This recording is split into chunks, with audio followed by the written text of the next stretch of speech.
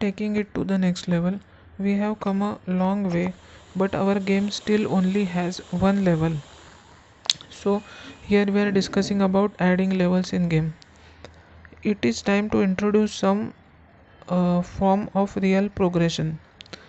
To do that, we are simply going to make another game object that will represent the end of level and make this a trigger, creating a new level. Before we can add the script, we first need to create another level.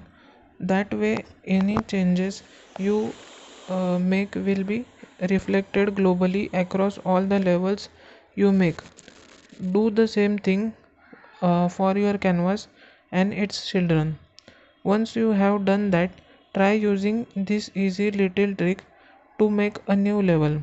Simply click file, then save scene, and as call it level 2. Make sure it is going into the same scenes folder as level 1.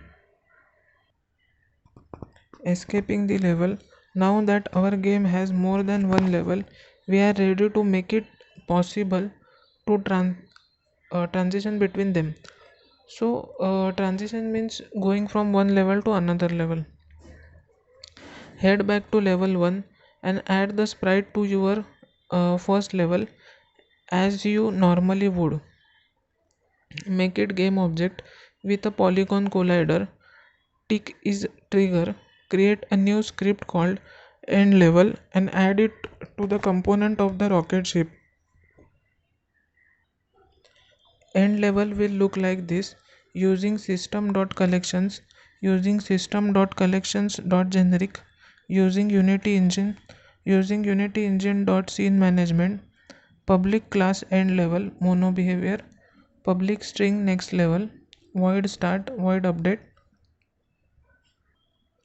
void on trigger enter 2D, collider 2D other, if other dot tag is equal to player, scene manager dot load scene next level.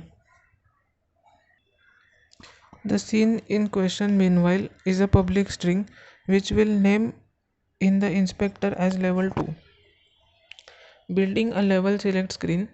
In most mobile games and PC and console games, for that matter, players can jump straight into a given level as long as they have previously completed the one before it. So, in most PC games, if we want to go into previous level which we have already completed, we can do that. So in most mobile games and PC and console games for that matter, players can jump straight into a given level as long as they have previously completed the one before it. This lets them replay their favorite moments, go back to find hidden secrets, and beat the top scorers. To allow this, we need to provide some way for our players to view levels and select them. In other words, we need to build a level select. Indicator or selector should have transparent center. Writing a control script. Now we are going to create a new control script that will work much like player script. For the most part, we will be controlling the selector just as we would have controlled the player. This is our player character for the time being. So here we are implementing control script.